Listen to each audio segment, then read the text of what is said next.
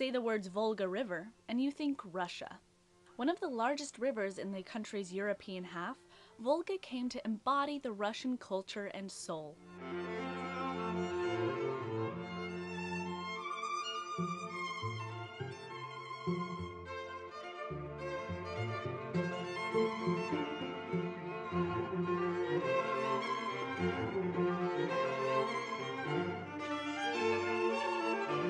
From poetry to folk tales, it is a symbol of Russia, both eternal and beautiful.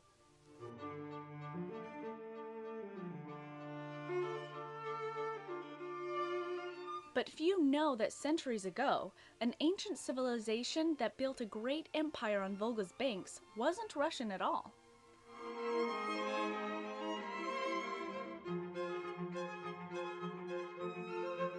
Neither was it a Christian nation, as the majority of Russia is today. It was a strong and powerful Muslim kingdom called the Great Bolgar, which favored its own free-spirited flavor of Islam.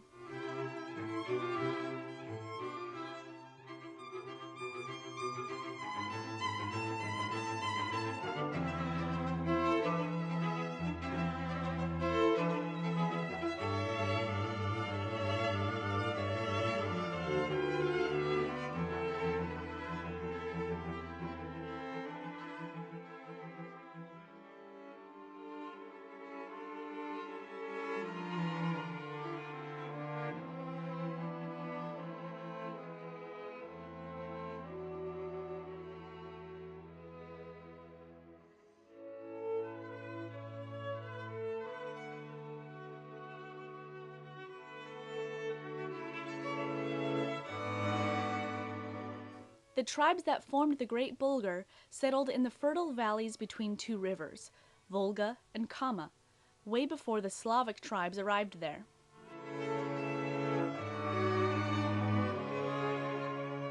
Back then, Volga had a different name. It was named Itil. And the nascent Russia was called Kievan Rus, and was situated farther west, around Kiev, the modern-day Ukraine.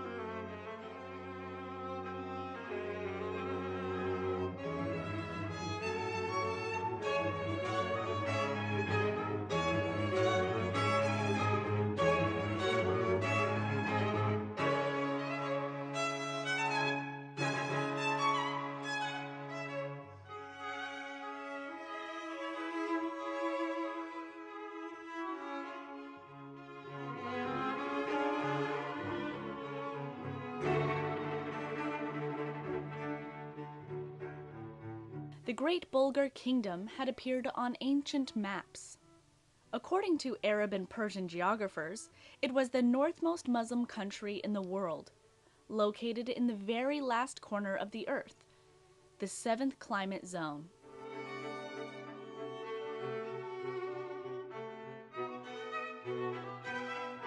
Muslim texts describe the Bulgars as a northern nation dwelling along the river Itil and east of the Rus people. The Bulgar city is known for its beautiful cathedral mosque that had 20 columns carved from white limestone and an 80-foot-tall minaret soaring into the sky.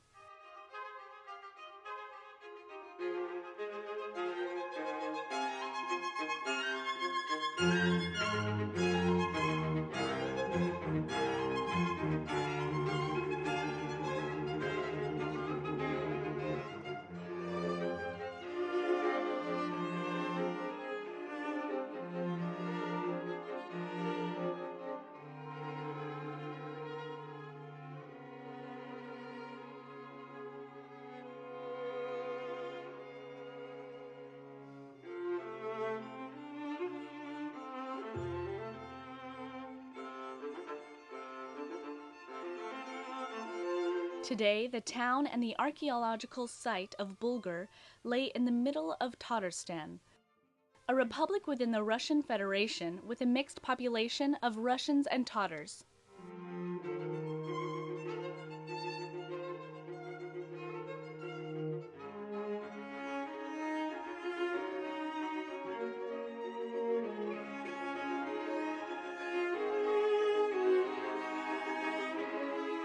Like their Bulgar ancestors, Tatars are also a Muslim nation.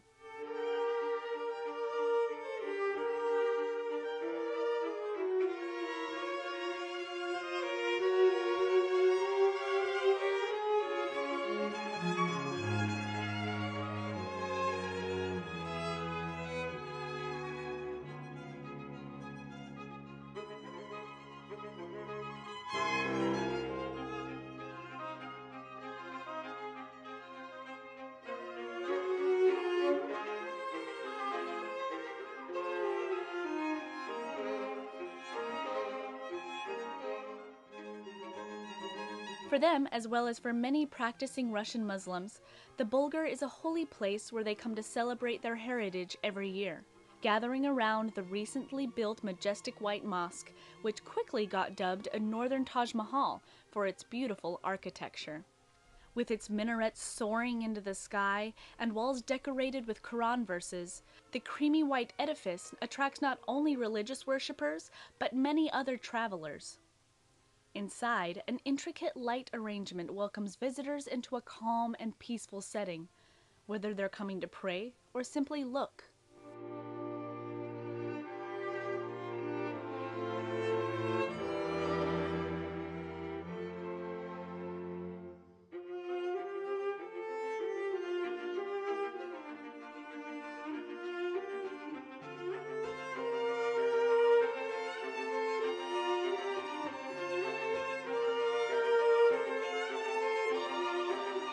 But exactly how Islam reached so far north from the traditional Muslim regions, like Persia or Baghdad, still puzzles historians.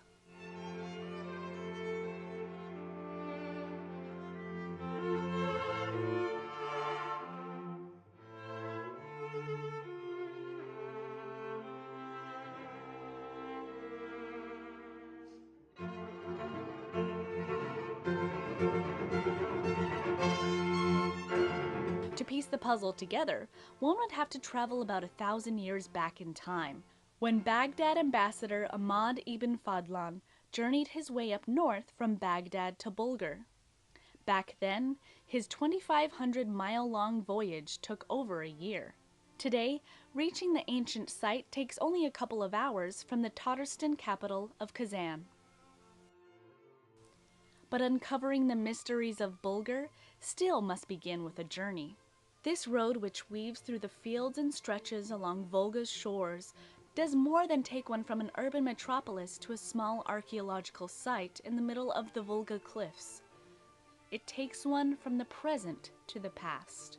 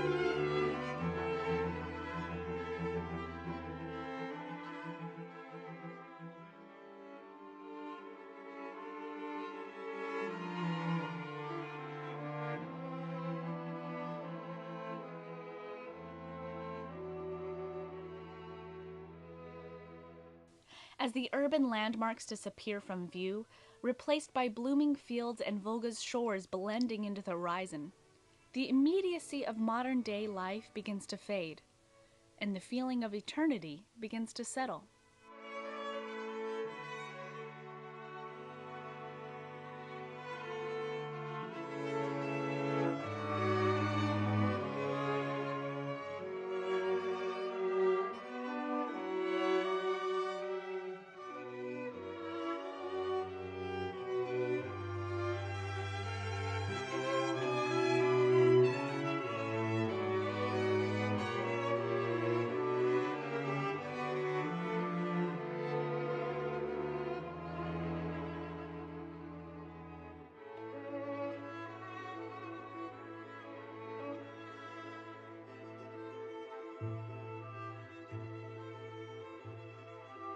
It is somewhere on these riverbanks the great Bulgars fought off the Russian princes attacking from the west.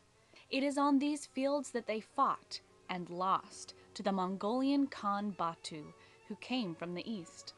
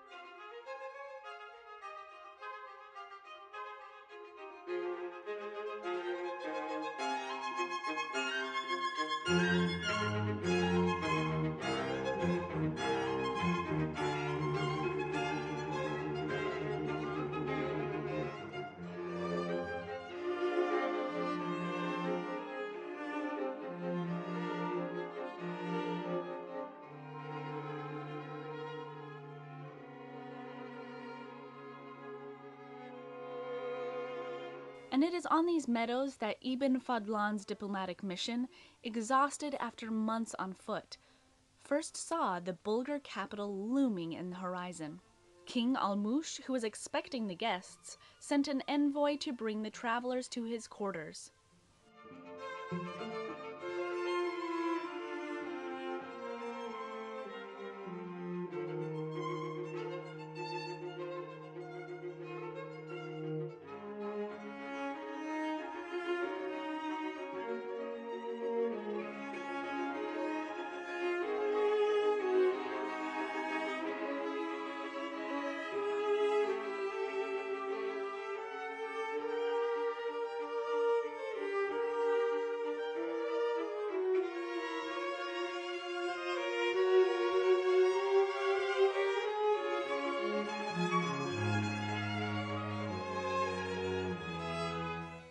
The story began the year before when King Almush sent his ambassadors to inform the Caliph of Baghdad that his kingdom is accepting Islam. He was asking for money to build a fortress to protect his nation from the attacking neighboring tribes. The Caliph didn't have money, but dispatched Ibn Fadlan on a diplomatic mission to Bulgar.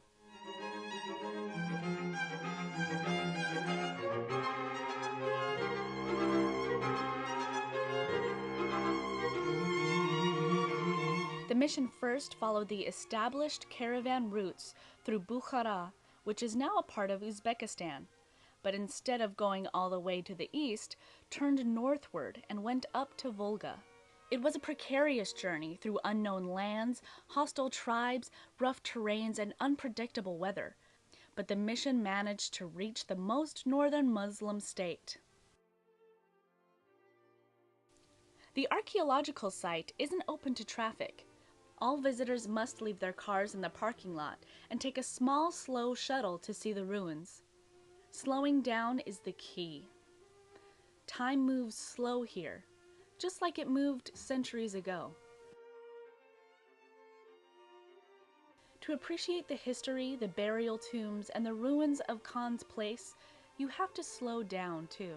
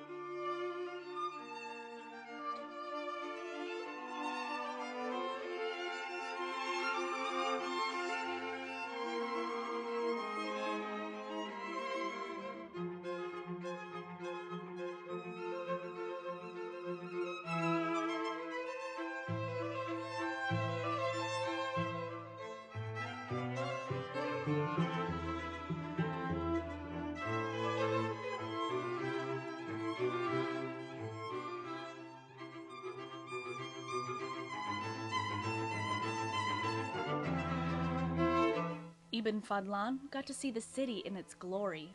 He saw well-built houses, merchants, markets, and a beautiful mosque.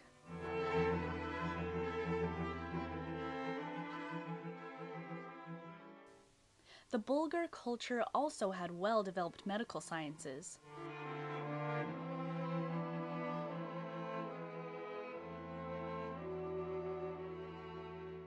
They used simple medical instruments.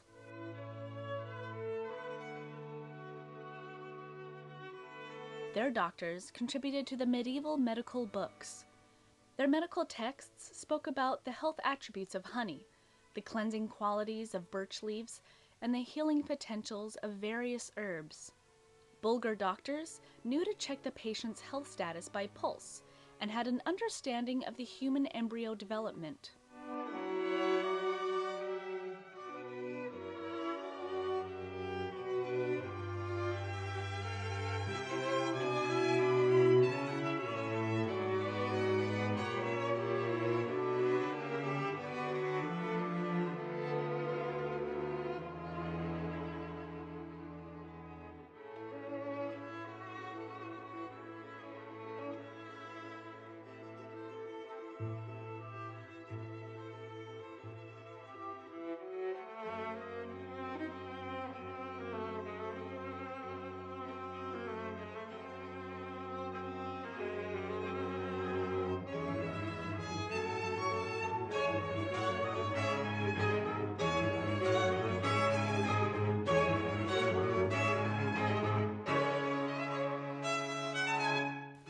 The Bulgar kingdom held many surprises for Ibn Fadlan. Coming from a desert culture, he was impressed by the local nature.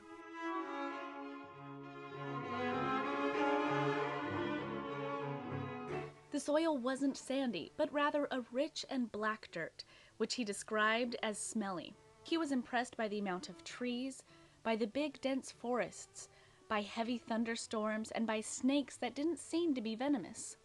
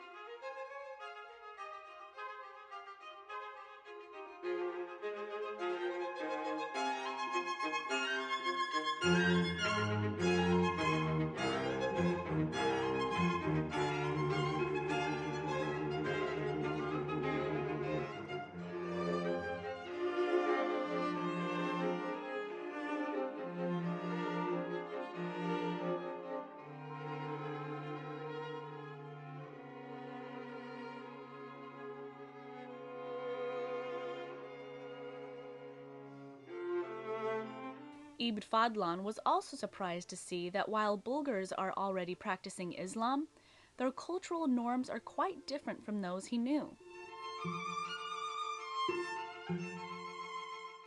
The Bulgar women weren't subservient. They didn't wear veils and didn't cover their faces.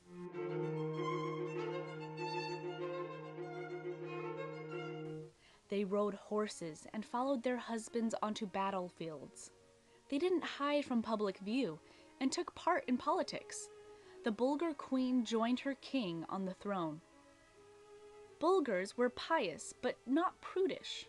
Ibn Fadlan wrote in astonishment that both men and women would undress and bathe in the river next to each other, casually and worry-free. Despite these differences, Bulgars considered themselves devout Muslims. Moreover, they almost converted Kievan prince Vladimir the Red Sun when he was shopping around for a good religion to establish in his own country. The Bulgars' ambassadors arrived with a conversion proposal, but their mission ran into one serious problem: alcohol abstinence. For the drink-loving Russians who greatly enjoyed their wines and meads, giving up alcohol was impossible. Trying to impose such a rule would probably cause a mutiny in Vladimir's army.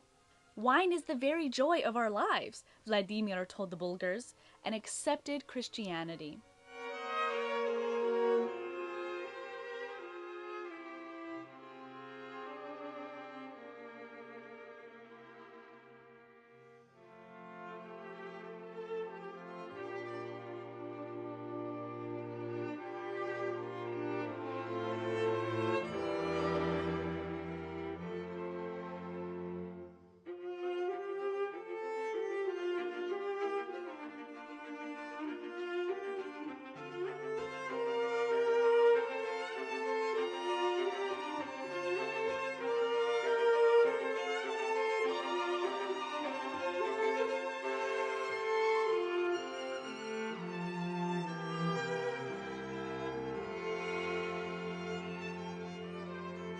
The great Bulgar kingdom existed from the 9th to the 12th centuries. Wedged between Asia and Europe, it grew to be a strong and powerful state that fought the Mongol tribes invading from the east and the Russian troops challenging them from the west. It was destroyed by the Mongolian Khan Batu in the early 13th century.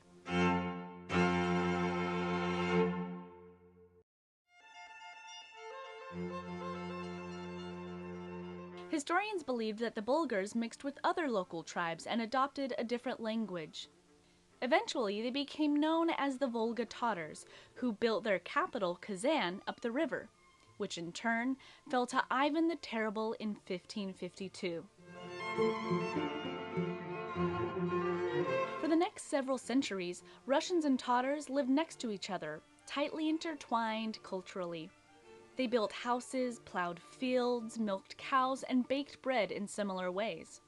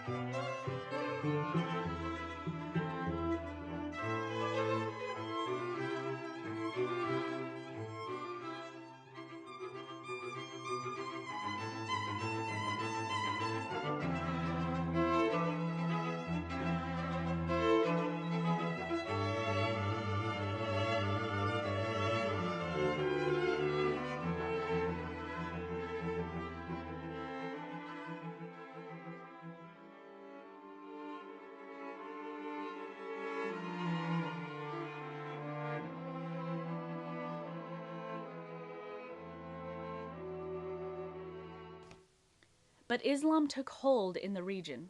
Even though Ibn Fadlan found that Bulgars were already practicing Islam when he came here in 922, that year is considered to be the official arrival of Islam to Volga.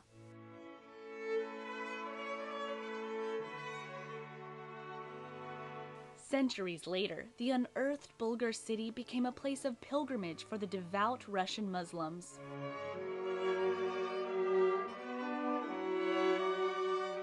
The region's religious leaders say that those who can't afford a Hajj to Mecca should do a Hajj to Bulgar. The Islam practiced here kept its free-spirited flavor, allowing men and women to attend festive holidays, dances, and competitions together.